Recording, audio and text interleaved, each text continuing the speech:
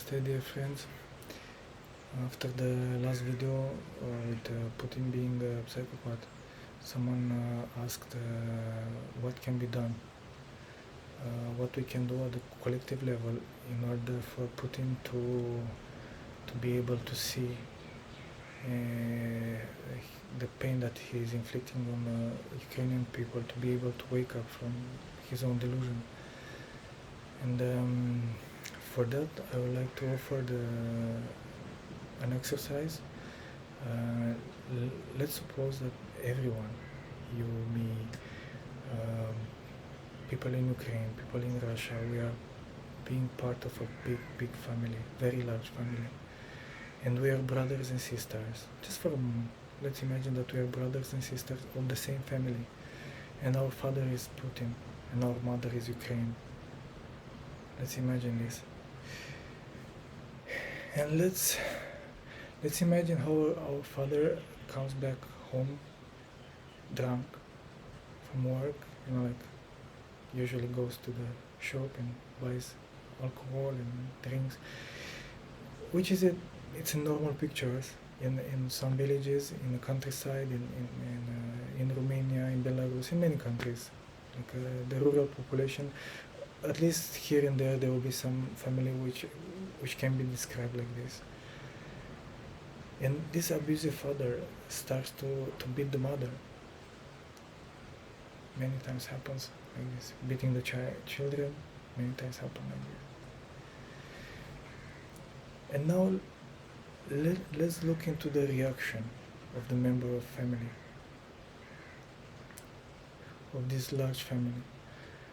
What exactly our brothers and sisters will do in this situation. And I can see that actually many brothers, they will go into justifying the father. They will find some reason why our mother, it deserved the punishment. She did something wrong. Either she didn't cook the food correctly, either, I don't know, she didn't came in time from work, either she flirted with another man, like Europe and United States and NATO. There will be something, some reason to justify the aggression. There will be something there. So let's say that our mother had enough, and at some point moves to the other dormitory. She doesn't want to sleep in the same bed with our father.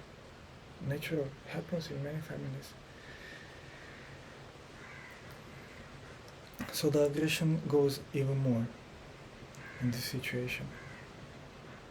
The father starts to feel more insecure because he feels like he will lose the power. Why she does like this, why she moved to the dormitory, why she doesn't stay under my control. Because usually the abusive father feels that he owns, like he's not just, he's the husband, he plays the role of the husband, and she's the wife, and she plays the role of the wife. No, in this kind of situation, the man, the abusive authority figure, feels that he literally owns the people.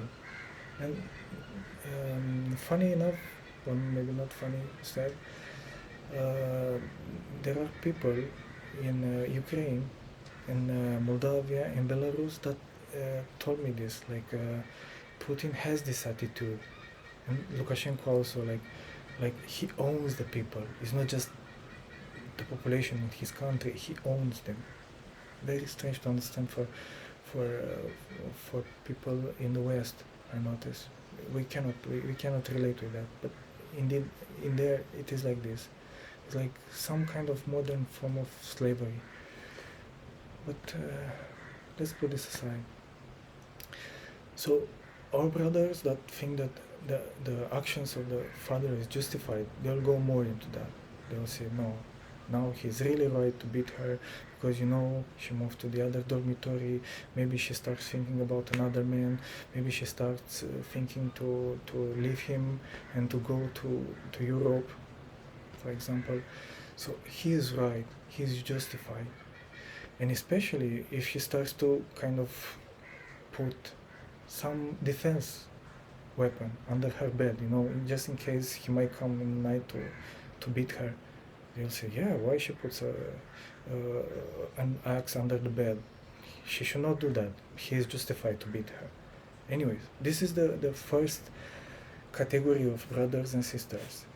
They tend to go with the aggressor because they cannot empathize with the mother. They cannot see the pain of the mother. They cannot feel the pain of the mother. So they justify the aggression, and in this way they kind of hope for peace. They honestly hope that, okay, the mother will kind of give up this intention of autonomy, like why she wants to be autonomous. She should be just submissive under him, do whatever he says, in the hope that whatever he says, if you do, there will be peace. But let me tell you, observing so many of these families, dysfunctional families, with the abusive father, it never happens. Doesn't matter what she does. She can wash his feet at the entrance of the house. Because of his psychological imbalance and unresolved issues, she will never do it right. She will never be able to create peace by submission. Not possible. Because the problem is not in there. The problem is in the aggressor itself. Usually the aggressor has really deep unresolved issues. In the case of Putin, yeah, I strongly feel it comes from the relationship with women. If you study a little bit of his past, obviously things were not going smoothly there. Why else he will beat his ex-wife? Anyways, let's put this aside. The second category of brothers and sisters will be the ones that they empathize very strongly with the mother. And they will feel her, they will feel the pain of the mother, and they will feel like very, very strongly to defend the mother. No? And in these kind of situations, it's natural that a wave of anger, sometimes very intense, to arrive. Like you just feel through the body, like you really want to take something and to fight with the father, to defend the mother. I'm just saying this just to for the people that they feel this anger sometimes, to know that it is a justified anger. It's not just something that I should work with. Maybe it's not right. No. It's a natural response to the aggression.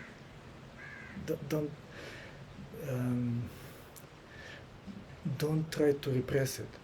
Actually, that anger, it's a repressed feelings over the years. The mother also has a lot of repressed feelings, repressed emotions. She was not allowed, she was not entitled to feel or to express feelings. So that's why she repressed year after year. Now, it's time, it's time to come out for those feelings and to express themselves in a physical reality.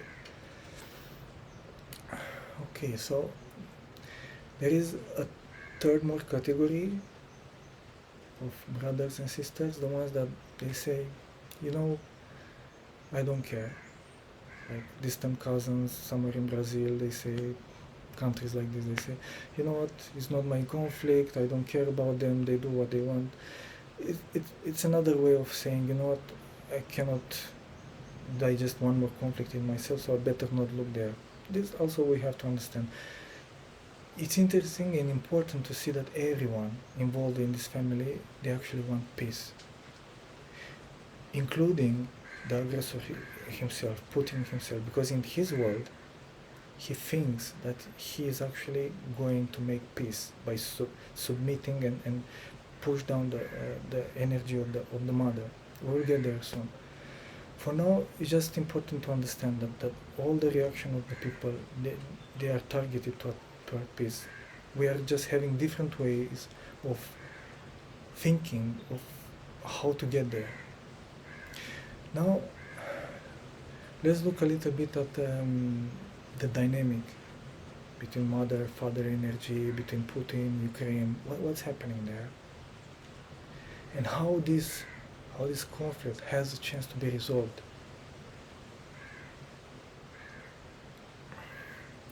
I feel very strongly that the first reaction when this conflict starts is natural to have it as an anger response, like, okay, I have to do something, I have to defend the mother, like, or whatever. But then this will not going to help. I noticed this also. Yeah, you take something, and in some cases, some children, they really, when they reach the 18 years old, they start to open the conflict with their father. That also is not helpful. It's not going to help the mother. What really can help the father is to be seen. And I will explain what I mean by that. You know, in the first instance, we look at Putin as someone which saves, or someone which is psychopath, and we demonize him like he's the devil, he's the worst of the worst. And yeah, maybe in the physical reality, yeah, this is the reality. It is what is happening. But after that, I feel it's really important to look in him, to see what exactly is there. What is in the heart of a man that beats his wife? Like, why will he want to do that? My guess, it's just a guess, is that he really been humiliated by women over the years. I don't know when, maybe his mother, maybe his first lovers, first wife, maybe, I don't know. But something definitely went wrong there. Otherwise, I cannot imagine how else a man will beat his wife. Why would he want to do that? And I feel like this kind of really deep issues with the feminine energies in himself, they are being projected outside on the Ukraine. And he has the same relationship with Ukraine that he has with the woman. He doesn't just go there with flowers and, you want to be my wife, I'm being nice with you, I'm offering gifts, and let's be together, let's try to develop some friendship maybe. No, he just says, you are mine, and if you think differently, I will take you by force. I feel it's worth it to look and to try to understand this kind of thought pattern.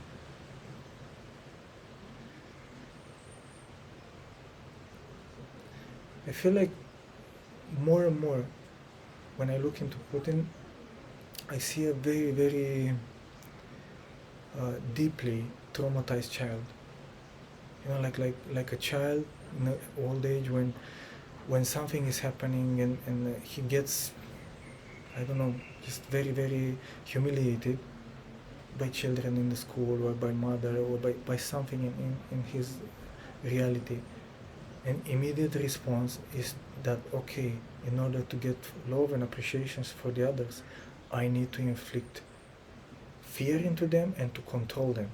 He cannot just say, to have a humble attitude and to kind of like try to make a friendship with someone based upon, I don't know, mutual understanding, he has to own, he has to possess, he has to control the people.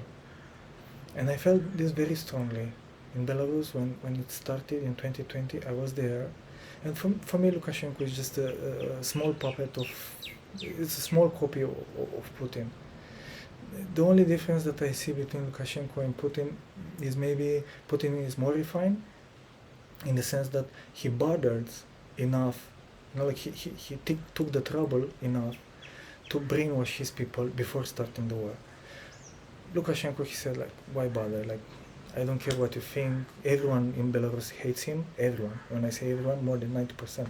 I mean, just maybe in the countryside somewhere, like, or people working in the administration, you will see them being pro-Lukashenko. Other than that, everyone has very much passion for him, let's put it this way. Very few people can express themselves. Even nowadays, even when they leave the country, they cannot express because they're afraid for their families in Belarus. And this is a true reality. You cannot put just a banner on Facebook and think that you are going to get away with it. Yeah, I know. In the Western world, we cannot even I cannot even comprehend that. I feel like, okay, I'll talk for myself. I was there just when the revolution started, and a friend of mine, Lyosha, gave me a house from his key in the countryside, and just wanted to spend some time in the nature, a few days, and he took me there with the car and gave me a SIM card. Just, okay, you'll have internet here, but Marius, it will not work in the day of the elections. And I said, why? What was the problem? He said, in our country is always the same. In the day of election, internet doesn't work. For me as a Westerner, from Eastern Europe, it was a little bit strange, but I have to confess, I was in denial. I thought he's exaggerating. I thought it cannot be. It's 21st century. Like, who does that? The Sunday came, the election started. Around 10:30, internet started to fail, and then nothing. 3 days, the internet was cut. I could not believe it. I was like in shock, in disbelief. Like, you cannot do this kind of things in the West and get away with it. It's not possible. Maybe you can do a lot of things, corruption, and we have all these kind of politicians. But at this level, no. So anyway, just to give you a taste of how abusive and how disconnected from reality these leaders are. They think they own the people, and the people should do what they want. Otherwise, they will eliminate them, period. So in order to actually make peace with this kind of abusive energy, let's get back to the family, like mother, father, Putin, Ukraine. How you make peace with this kind of abusive father, which comes back home drunk and starts to beat you, and the mother? First of all, in order to take the power back from him, you need to stop being afraid of him. First thing first. Stop being afraid. Like, at some point you feel like you are not afraid of his whatever threats are throwing. And how you do that? I feel it's very, very important to see in anyone that has authority figure, to see the child in there, to see the little scared child that needs attention, that needs the power, that wants to control the situation because of his own insecurities. It's very important. Because once you see the child, then you cannot be scared anymore. You know the deep reasons why he does that. You will not mystify him thinking that he is just a psychopath and we don't know what is in there. Actually, we know what is in there. And once you get in touch with that child, then you become more of an adult. You become more empowered to take action and to defend. Let's hope that this will happen in a collective level. I feel Ukraine is very much in this level now. Stop being a friend of Putin and taking the power in their own hands. And let's hope that this will eventually finish as soon as possible. Thank you very much.